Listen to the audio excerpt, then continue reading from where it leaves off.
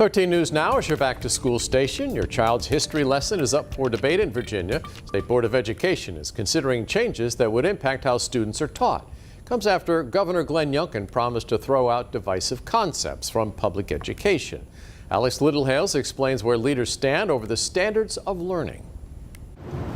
Virginia's Board of Election puts a pause. And it really comes down to two things. Number one is time. Updating how educators should teach history in the Commonwealth. Virginia State Superintendent Jillian Balow says the state board needs more time to review the 2022 History and Social Studies standards of learning. We hear a lot about Martin Luther King, but very little about Malcolm X. And so how do you balance that?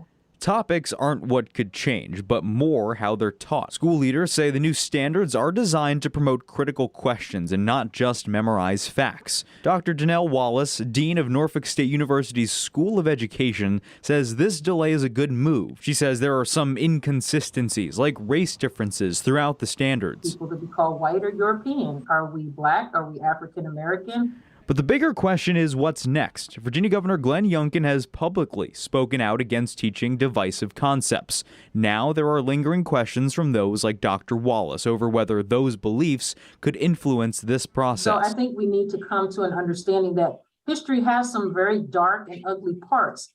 How do we teach that? Do I need to teach a kindergartner that? No, I don't need to teach a kindergartner that, but I do need to teach a high school student that it is not a fairy tale. And 13 News Now is part of a lawsuit to obtain the records to Governor Youngkin's divisive concepts tip line.